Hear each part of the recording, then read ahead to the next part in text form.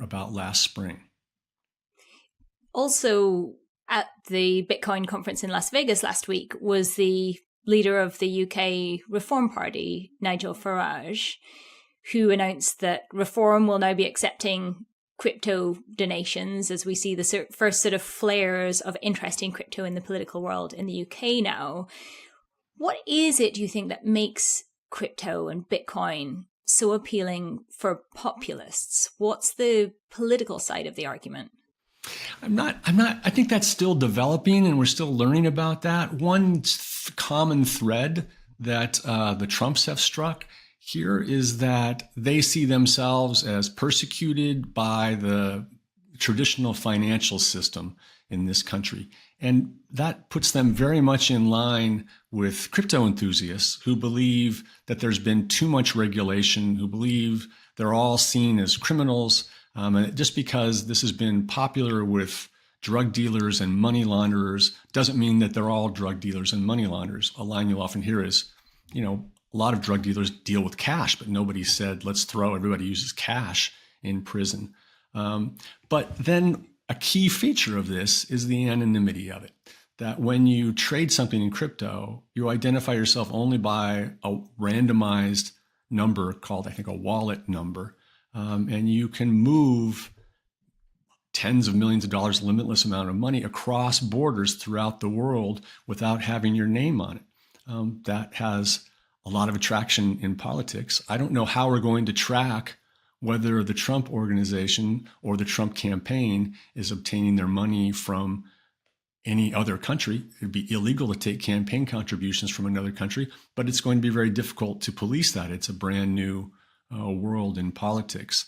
But maybe perhaps from a straightforward side, if there's a way people want to spend their money, you want to make that as easily as possible, as you possibly can, much like they started taking credit card donations some years ago.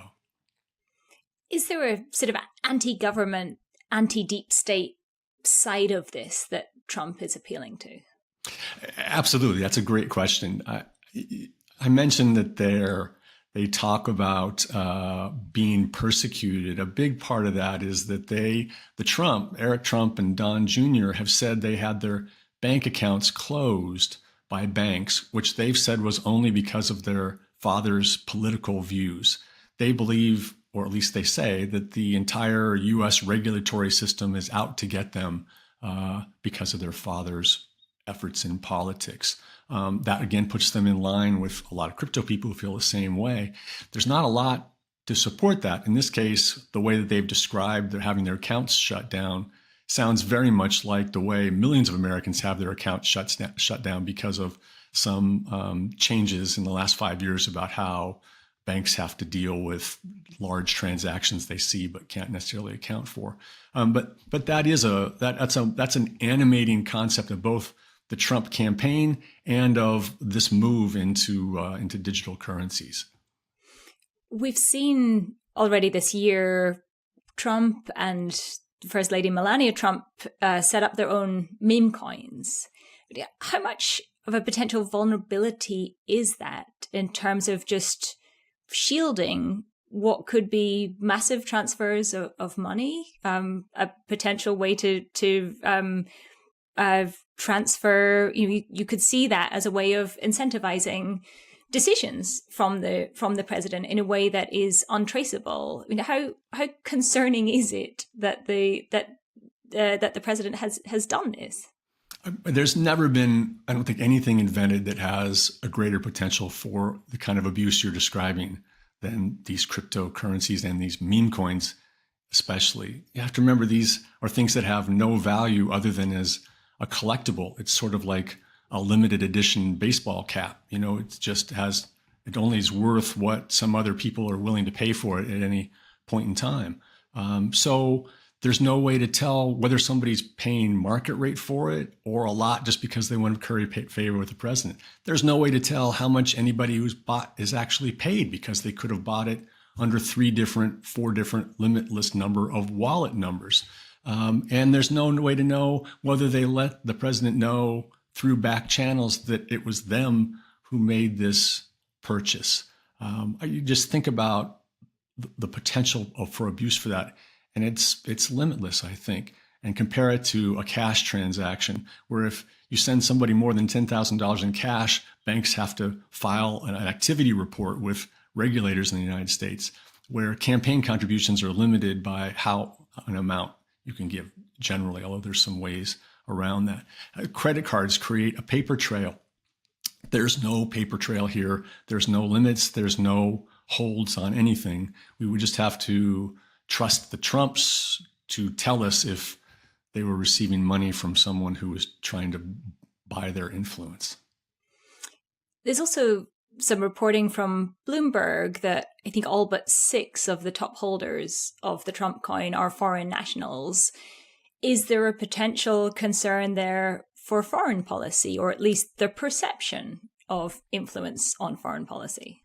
Sure. I mean, I don't know. Look, the reason most politicians avoid this sort of thing is so that when they make a decision about some other part of the world, say our tariffs on those countries, or how we're going to deal with them if there's a dispute, a territorial dispute with someone, it is so their decisions and the positions they take will not be called into question because of something like this. That you can look at them and say you may not agree with the policy, but they're not doing it because a CEO of a company there gave them $10 million.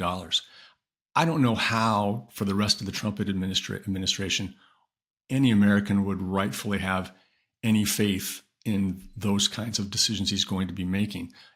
Everything is going to be called into question, and some of it we'll know because of reporting and research and perhaps investigations at some point, if he's had financial relationships with the country in question. But some of it we may not know, and so it's going to be this sort of undercurrent for the next 3.5 years. Can I ask how difficult it was to do your own reporting and the research from this book? Was there intimidation? Was there obstruction? How difficult was it to put real figures and sums on Trump's financial history?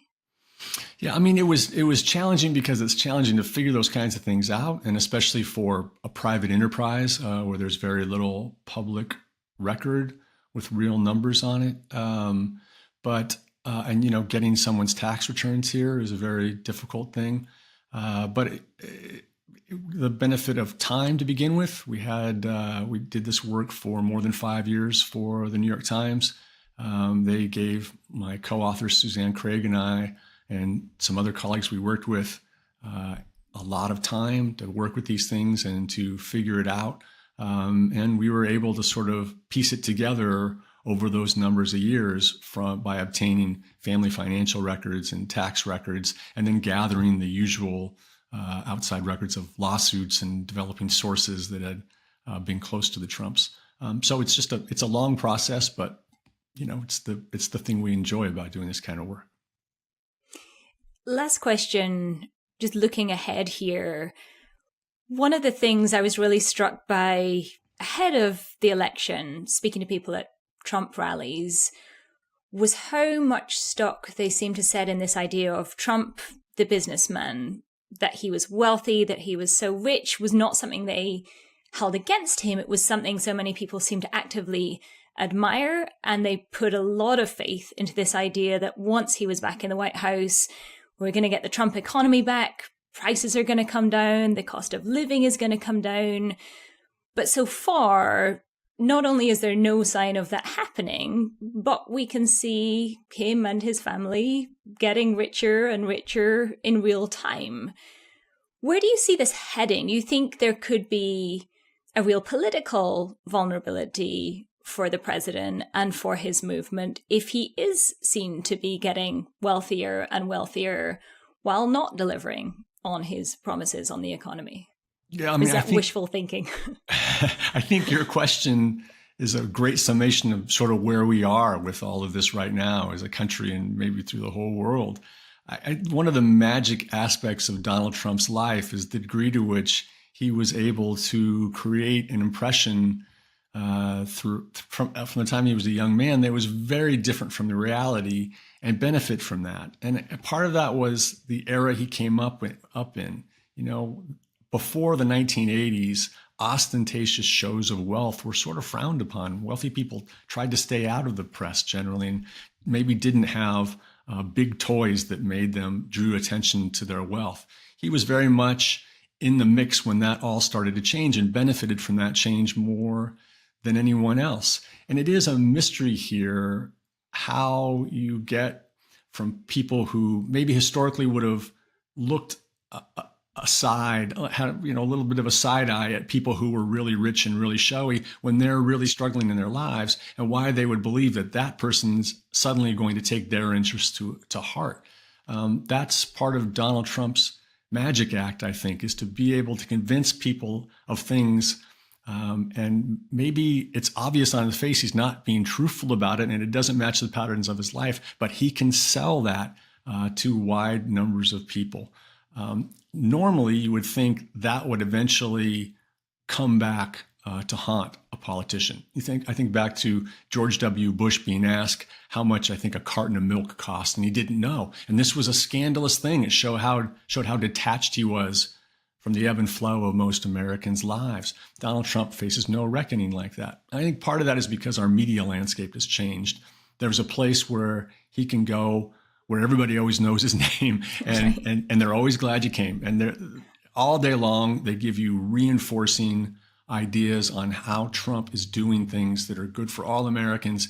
And more importantly, I think for that dynamic, how other people are trying to do things that will hurt your life. And that seems to be the real basis of it, to convince us large number of Americans that if he's not there, it'll be much, much worse than it is now. And how that's going to change and when it would change, I don't think is knowable. But I do think just on the margins, if you look at this last election, if you think about the number of Americans who voted for him for the reasons you're talking about, because they thought the economy was not going well for them, and maybe they didn't have a tight bond to him. If things don't improve by our midterm elections, when control of certainly the House of Representatives will be decided again next November, you could see this start to change. And if they lose the House, everything would get much, much more difficult for the Trump administration.